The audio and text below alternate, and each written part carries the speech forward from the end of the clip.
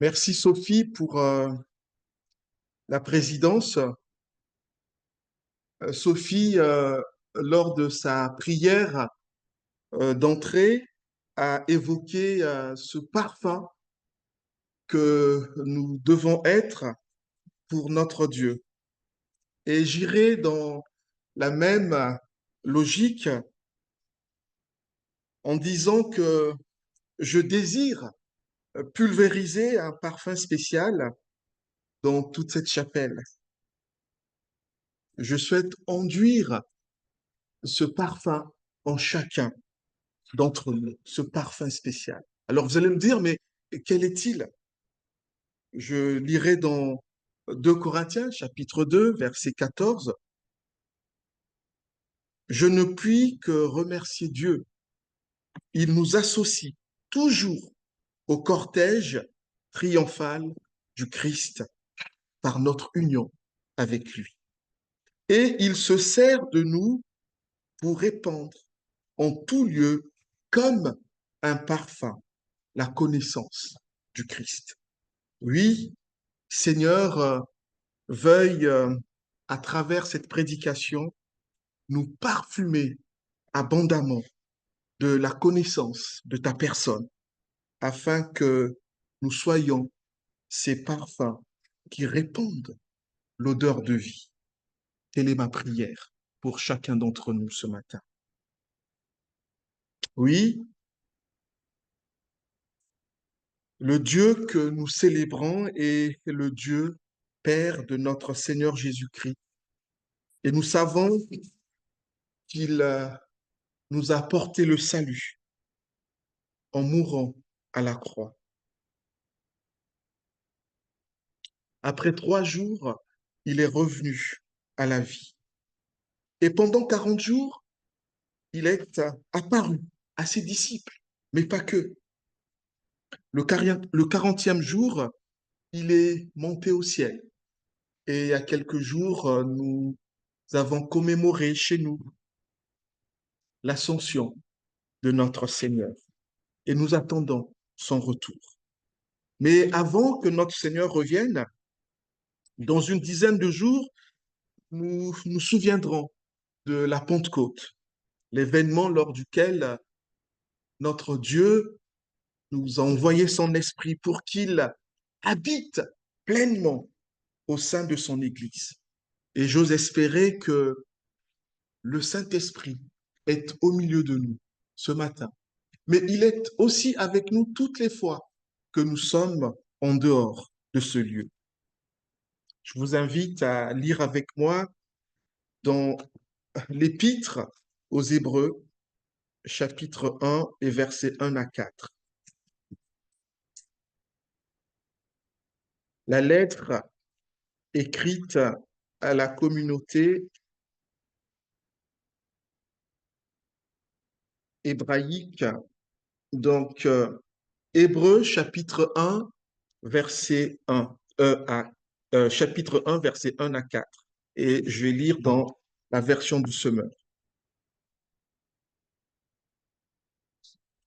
À bien des reprises et de bien des manières, Dieu a parlé autrefois à nos ancêtres par les prophètes. Et maintenant, dans ces jours qui sont les derniers, il a parlé par le Fils. Il a fait de lui l'héritier de toutes choses, et c'est aussi par lui qu'il a créé l'univers. Ce Fils est le rayonnement de la gloire de Dieu et l'expression parfaite de son être. Il soutient toutes choses par sa parole puissante. Et après avoir accompli la purification des péchés, il s'est assis dans les cieux à la droite de Dieu majestueux.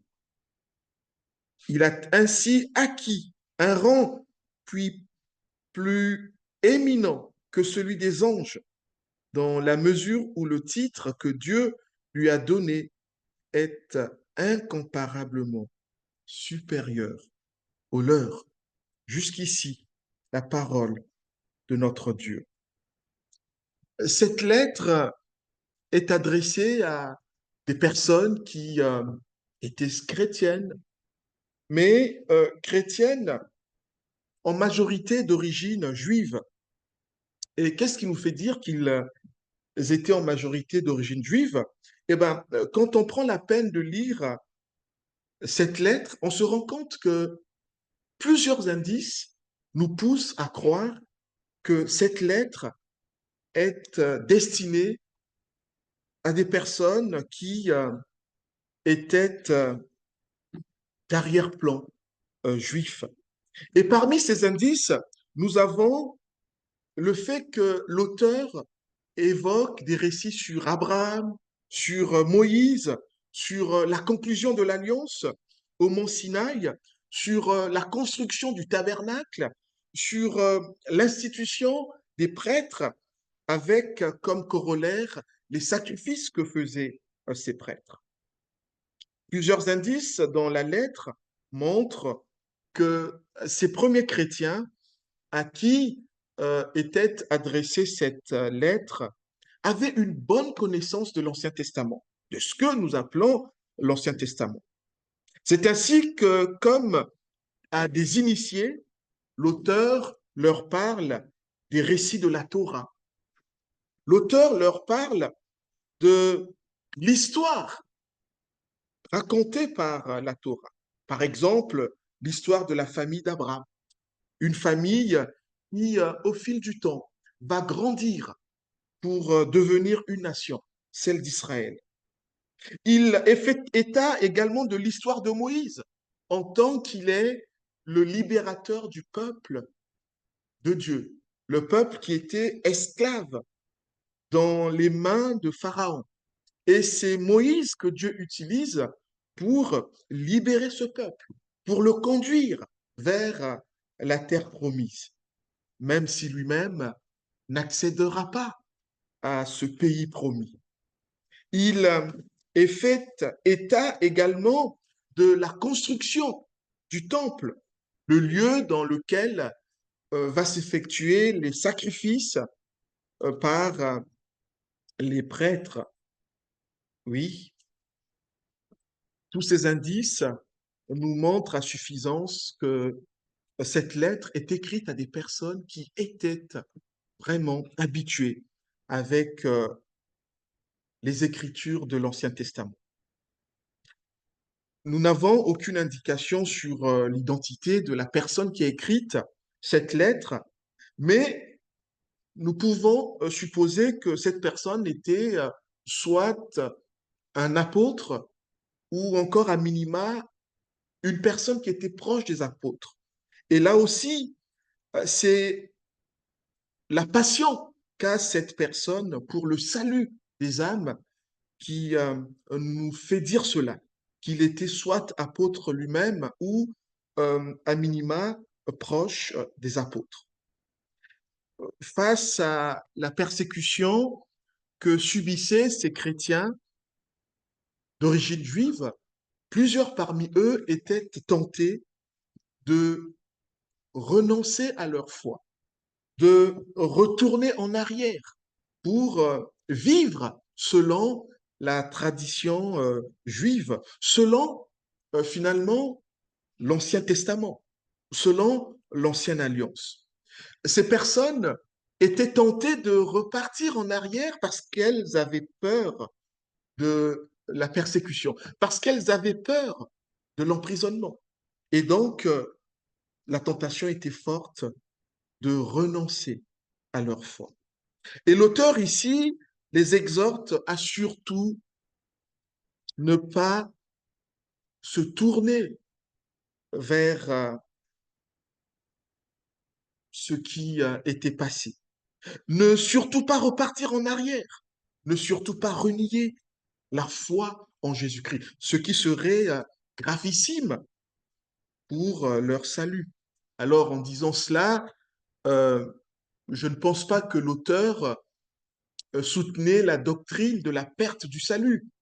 Je le dis parce que plusieurs théologiens estiment qu'un chrétien peut perdre son salut. Mais lorsque nous lisons euh, tout le faisceau des versets de la Bible, l'ensemble nous pousse à croire que une fois que l'on est chrétien, on ne peut pas perdre son salut. Et donc, oui, je ne pense pas que ici l'auteur veuille dire que un chrétien peut perdre son salut.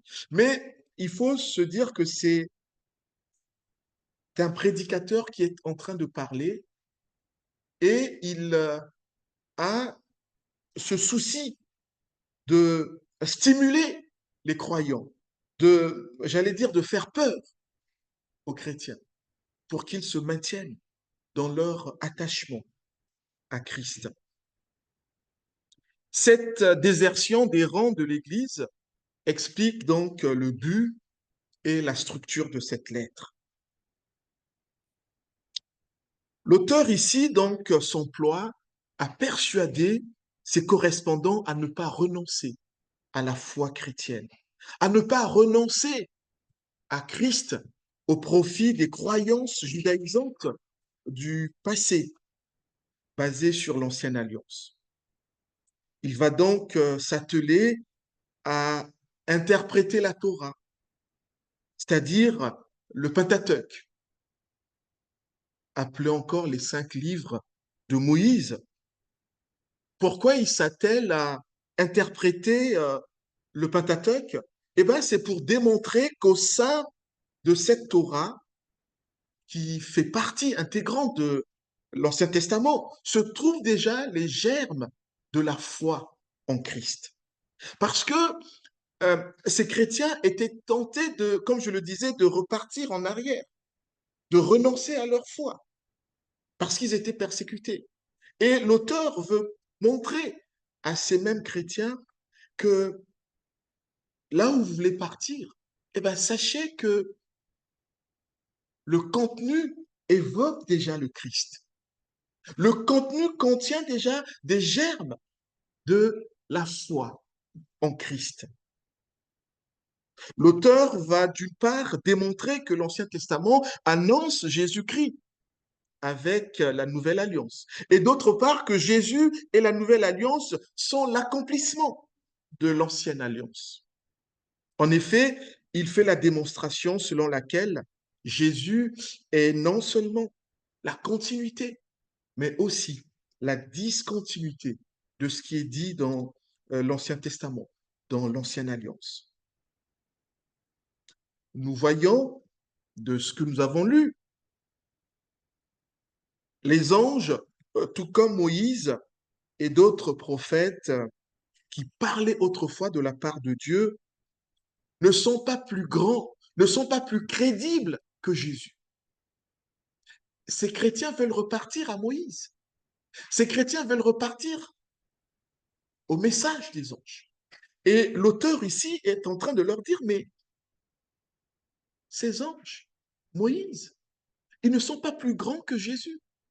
Pourquoi voulez-vous faire un focus sur eux?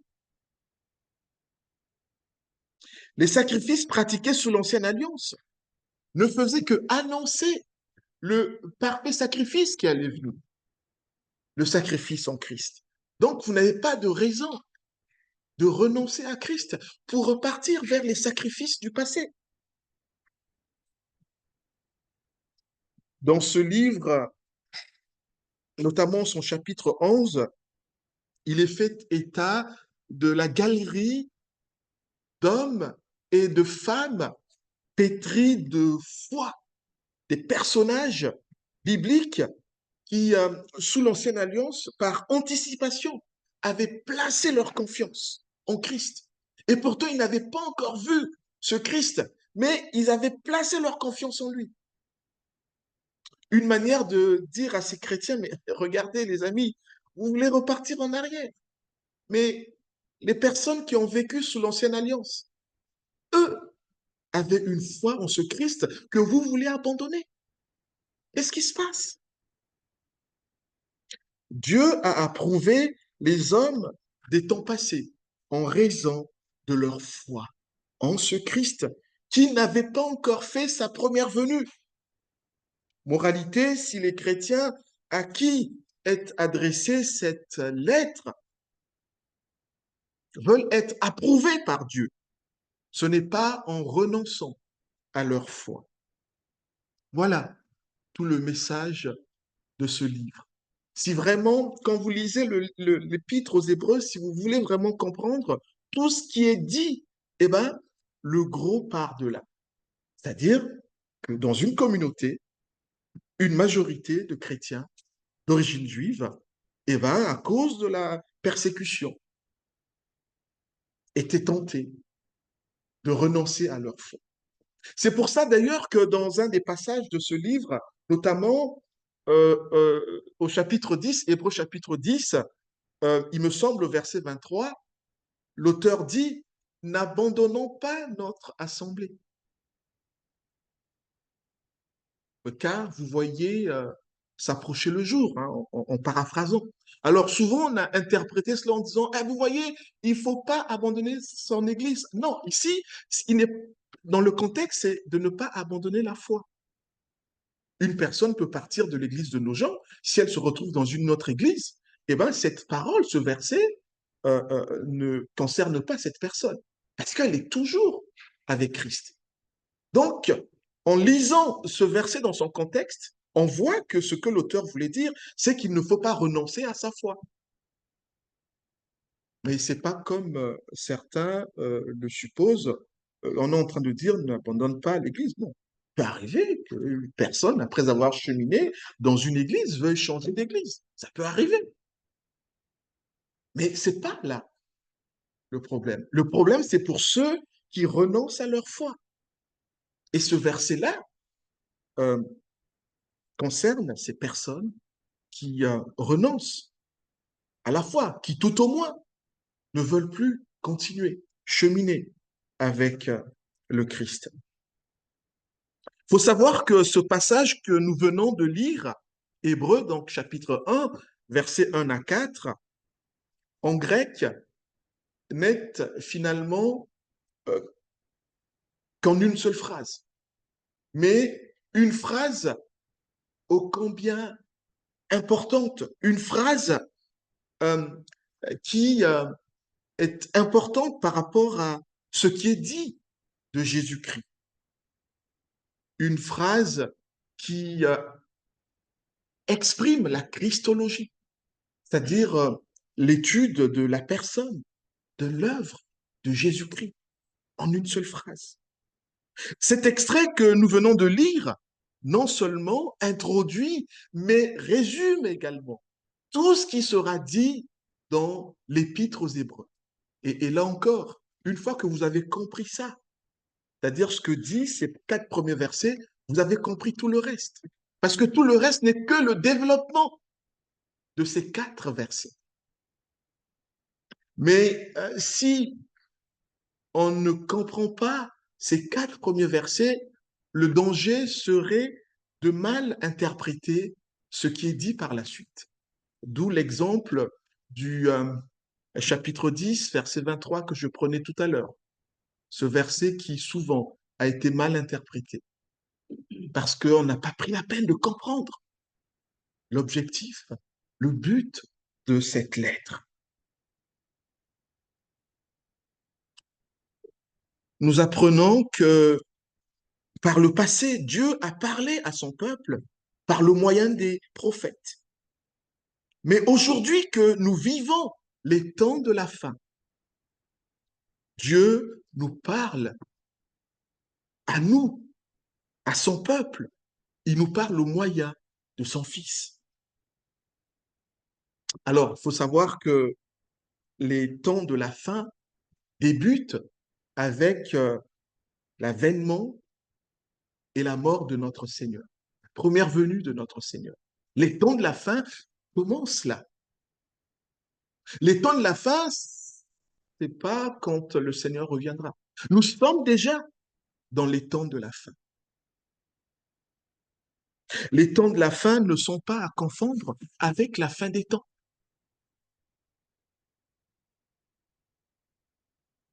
Ouais. La fin des temps correspondra au retour de notre Seigneur.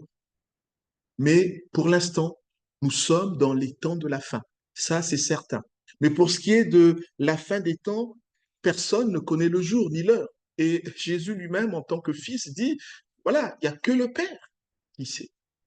Mais ce que nous savons, ce sont les temps de la fin. Et nous sommes déjà dans les temps de la fin, depuis la première venue de notre Seigneur.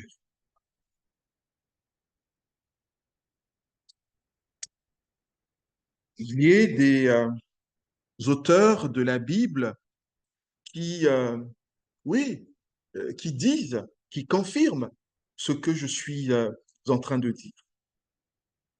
Par exemple, euh, nous voyons euh, que Pierre dit, s'agissant des temps de la fin, euh, il est dit que, à titre d'exemple, l'apôtre Pierre parle de son époque comme des temps de la fin. Et je vous renvoie à 1 Pierre chapitre 1, verset 20. Donc l'apôtre Pierre était déjà conscient qu'il était dans les temps de la fin.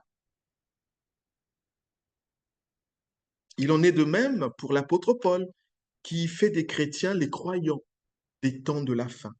Et nous sommes les croyants des temps de la fin. Si la première venue de Jésus-Christ, y compris sa mort à la croix, correspond au temps de la fin, la seconde venue de Jésus, quant à elle, correspond à la fin des temps. La seconde venue, c'est voilà, la toute fin. Mais pour l'instant, nous sommes dans la fin des temps. Le message central de la lettre aux Hébreux est de dire le Fils, c'est-à-dire Jésus, est plus grand, plus important que tout autre messager du passé, notamment messager de l'Ancien Testament, de l'Ancienne Alliance. Il n'y a plus aujourd'hui un autre en qui nous devons placer notre confiance que ce Jésus. Pourquoi aller voir ailleurs qu'en Jésus? Et afin de montrer que Jésus a un statut plus élevé que tous les autres messagers passés. Et donc, il est digne d'être suivi. L'auteur ici procède à des comparaisons et à des contrastes entre Jésus et les personnages de l'histoire d'Israël. C'est ainsi que l'auteur va donc démontrer que Jésus est supérieur aux anges. Les anges mentionnés dans la Torah, dans le Pentateuque, les 5 livres de Moïse. Alors, on pourrait se demander, mais pourquoi est-ce que l'auteur parle des anges? Pourquoi est-ce qu'il dit que Jésus est supérieur aux anges? Alors oui, par définition, Jésus est supérieur aux anges. Mais pourquoi est-ce qu'à ce moment-là, l'auteur prend la peine de le dire? Eh bien, l'auteur, en le disant, c'est parce que il en appelle à l'Ancien Testament, notamment à la Torah. Et quand on lit euh, les 5 livres de Moïse, Exode, Deutéronome, on voit que Moïse a parlé au peuple après avoir reçu le message des anges. C'est-à-dire que Dieu a parlé à Moïse par le biais des anges. Et donc, c'est pour cela que l'auteur est en train de dire ici, mais les amis, vous voulez repartir en arrière. Vous voulez fonder votre confiance dans ce qu'avaient dit les anges. Mais sachez que Jésus est plus grand que ces anges. Donc, c'est pour cela que, ici, l'auteur dit que Jésus a un rang plus élevé que celui des anges. Parce que quand on lit euh, euh, euh, Exode, Deutéronome, on voit que Moïse a reçu des anges. Dieu a parlé à Moïse en utilisant les anges. Donc, c'est pour cela que, ici, euh, l'auteur dit que Jésus est plus grand que les anges. Alors, cette comparaison est lourde de conséquences, parce que ce que l'auteur veut dire ici, si le peuple de Dieu de l'Ancienne Alliance était invité à écouter le message qui venait des anges, de Dieu, qui venait des anges, À plus forte raison, les chrétiens dans cette ère des temps de la fin devraient se conformer au message venant du Fils de Dieu, lui qui est au-dessus des anges. Mais oui, donc si vous voulez écouter les anges, vous avez intérêt d'écouter celui qui est au-dessus d'eux, parce que c'est lui qui a donné cette parole à ces anges, cette parole que vous voulez rejeter. L'auteur montre aussi à ses destinataires que Jésus est plus grand que Moïse. Parce que eux se disaient, ah oui, comme on est persécuté, on va repartir à la religion de nos pères. On va écouter Moïse. Et là, l'auteur va leur montrer que bah, vous n'avez pas besoin de le faire puisque Jésus est plus grand que Moïse. Jésus, en plus d'être supérieur aux anges, est supérieur à Moïse. En tant que Moïse est le libérateur du peuple, le libérateur que Dieu utilise pour faire entrer son peuple dans le pays promis. Si Moïse a conduit le peuple de Dieu dans le désert et en étant l'architecte du tabernacle, l'architecte de la tente, Jésus, quant à lui, est celui qui a vocation à conduire le peuple de Dieu dans la nouvelle terre. Et Jésus n'est pas seulement l'architecte d'une tente, d'un tabernacle, mais il est l'architecte de toute la création, voire de la nouvelle création. Et donc, vous voulez placer votre confiance dans ce Moïse. Mais les amis, restez avec Jésus qui est au-dessus de Moïse, puisque Jésus est l'architecte de la création, la nouvelle création. Il est plus grand que Moïse. Et à juste titre, l'auteur met en garde les chrétiens. Si la... comment est-ce que je peux dire ça? Alors, quand on lit le Pentateuque, on se rend compte que plusieurs euh, Israélites à l'époque se sont rebellés contre Moïse parce qu'ils étaient dans le désert, ils n'avaient plus les mêmes avantages qu'ils avaient en Égypte lorsqu'ils étaient esclaves. Et donc, ils vont manifester leur mécontentement. Mais nous savons que ce mécontentement euh, a, a coûté à ces personnes qui euh, refusaient d'écouter Moïse. Et ces personnes euh, sont mortes dans le désert.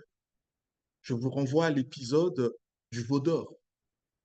Et donc, l'auteur veut leur dire ici, mais ok, vous voulez repartir vers Moïse. Mais sachez que ceux qui ont refusé d'écouter Moïse n'ont pas pu rentrer dans la terre promise. Ils ont été sanctionnés dans le désert. Alors, si Dieu a permis ça, parce que des personnes n'avaient pas écouté Moïse, qu'en sera-t-il de ceux qui refuseront d'écouter Jésus? Parce que Jésus est plus grand que Moïse. Si Dieu n'a pas manqué de punir ceux qui n'avaient pas écouté Moïse, à plus forte raison ne punira-t-il pas ceux qui refuseront d'écouter Jésus, qui est plus grand que Moïse? Et ici, la sanction ne sera pas la privation de la terre promise, mais elle sera plus lourde, la privation de la nouvelle terre, du salut. Voilà ce que est en train de dire euh, l'auteur ici. C'est pour ça qu'il place Jésus au-dessus des anges, au-dessus de Moïse. Assurément qu'une telle rébellion aurait des conséquences plus dramatiques que celles subies par les rebelles de l'Ancienne Alliance. Ici, les conséquences seraient la privation de la nouvelle création, de la nouvelle terre. Moralité, point n'est besoin d'abandonner Christ.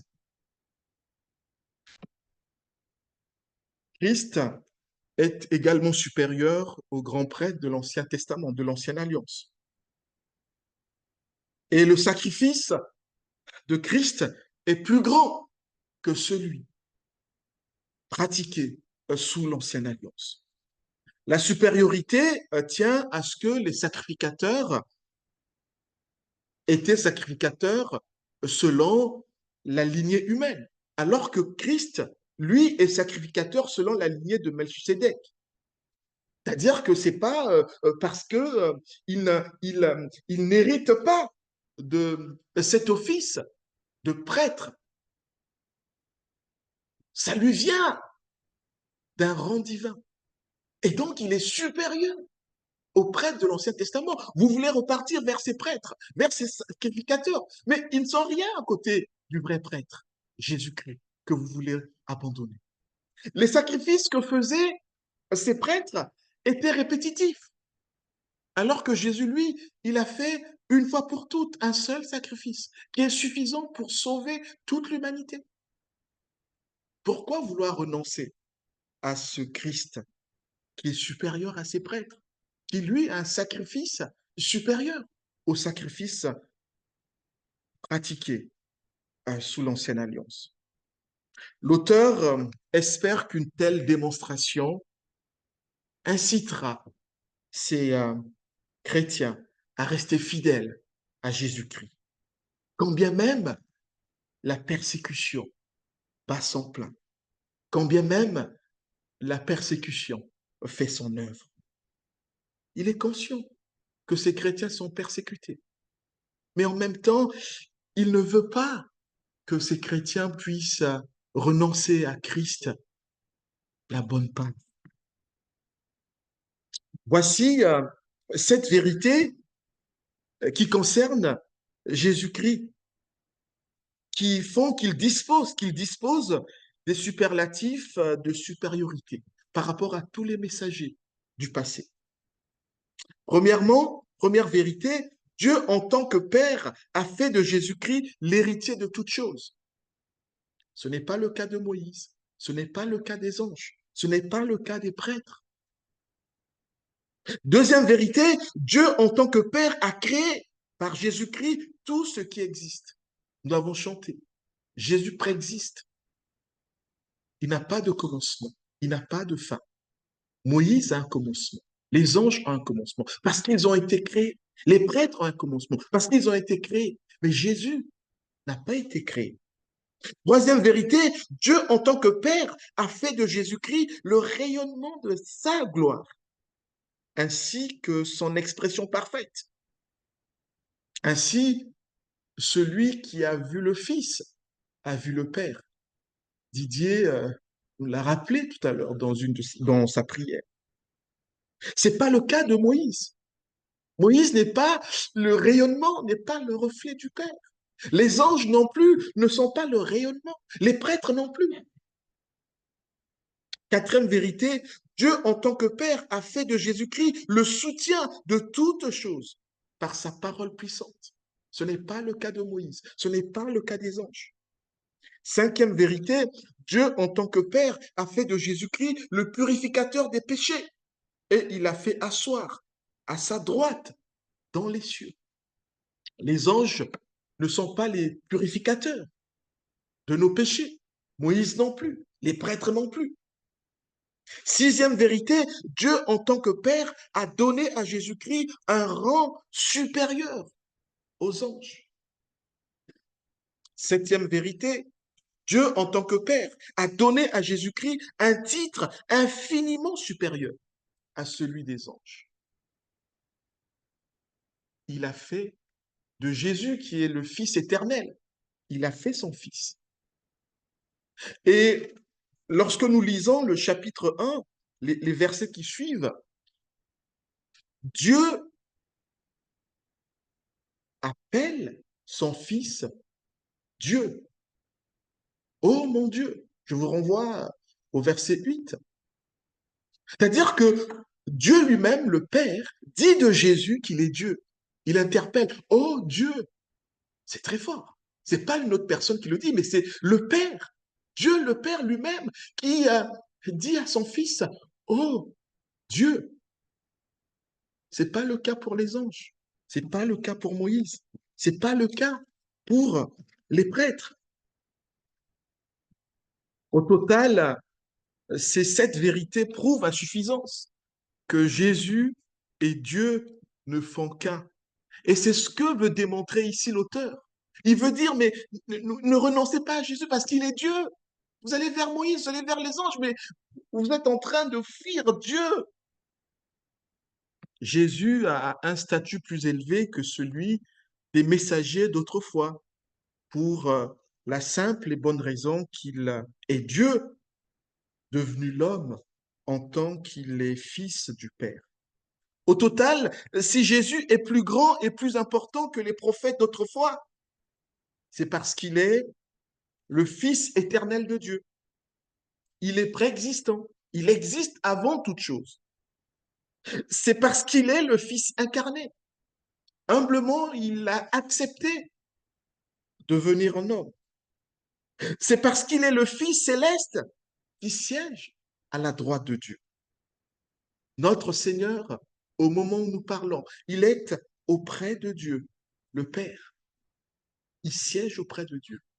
Et il est notre défenseur. Il intercède pour chacun d'entre nous. De tout ceci, il ressort que Jésus-Christ dispose d'une double nature. Il est pleinement Dieu, mais il est aussi pleinement homme. Il est 100% Dieu et il est 100% homme. C'est un homme. Ce Jésus qui nous a précédés dans la souffrance. C'est un homme aussi qui nous a précédés dans la souffrance. Ce Jésus qui nous a précédés dans la mort est un homme aussi. Ce Jésus qui nous a précédés dans la résurrection, c'est un homme. C'est pour cela que nous pouvons espérer, parce que c'est un homme qui est revenu à la vie. Si ça n'avait pas été le cas, ben, notre espérance serait vaine. C'est parce qu'un homme est revenu à la vie que nous pouvons y croire.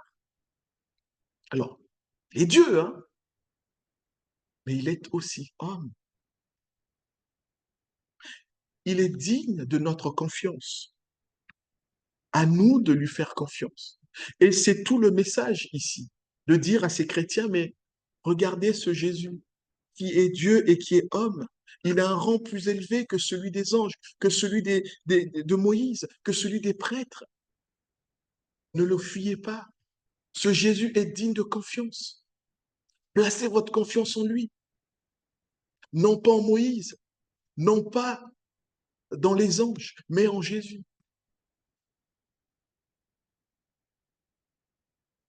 Et aujourd'hui, malheureusement, on assiste aussi à ce que les chrétiens préfèrent souvent placer leur confiance dans un pasteur, un théologien. un- Non, c'est en Jésus-Christ seul. C'est en Jésus-Christ seul.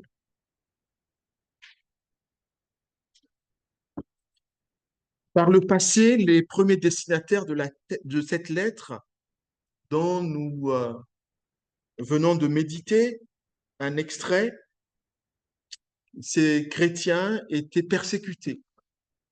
Et en raison de cette persécution, certains parmi eux étaient tentés de renoncer à leur attachement, à leur adhésion à Christ, afin d'éviter les représailles de la part de leurs bourreaux.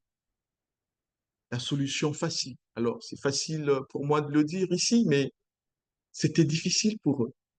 Comptez que parmi eux, il y avait des personnes qui avaient un commerce et on leur disait, ben voilà, si vous voulez fructifier votre commerce, vous avez intérêt à renoncer à ce Jésus. Comment faire pour nourrir sa famille? Eh bien, certains cédaient. De la même manière que cette lettre aux Hébreux a pour but, entre autres, de dissuader ces chrétiens-là à faire marche arrière, à renoncer au Seigneur Jésus. De même, cette lettre reste d'actualité. Elle nous est parvenue afin que face à nos défis de tout genre, peut-être le chômage, peut-être la recherche d'un logement, peut-être la recherche de papier, peut-être la recherche d'un conjoint, la recherche d'enfants, peut-être la maladie. J'en passe et des meilleurs. Face à tous ces challenges, nous ne devons pas céder à la tentation d'abandonner notre Seigneur pour vivre à la remorque d'autres maîtres. Quels sont ces maîtres qui pourraient remplacer notre Seigneur? Avant que nous puissions nous confier en notre Seigneur, il y avait plusieurs maîtres qui nous guidaient. Parmi ces maîtres, il y a les soucis, il y a la cupidité, il y a la débauche. Et souvent, lorsque l'on passe par des moments critiques, par des moments difficiles de notre vie, la tentation est forte de revenir en arrière, de renoncer à Christ et de vivre dans les soucis, de vivre dans la cupidité, de vivre dans la débauche. Mais ce passage ce matin nous invite à ne pas faire le focus sur nos problèmes, quels qu'ils soient, mais à placer nos regards sur le Christ, qui lui est infiniment plus grand que nos soucis, à regarder à lui. Ne soyons pas esclaves des soucis, ne soyons pas esclaves de la cupidité, ne soyons pas esclaves de la débauche, mais au contraire, soyons esclaves de notre Seigneur Jésus-Christ. Amen.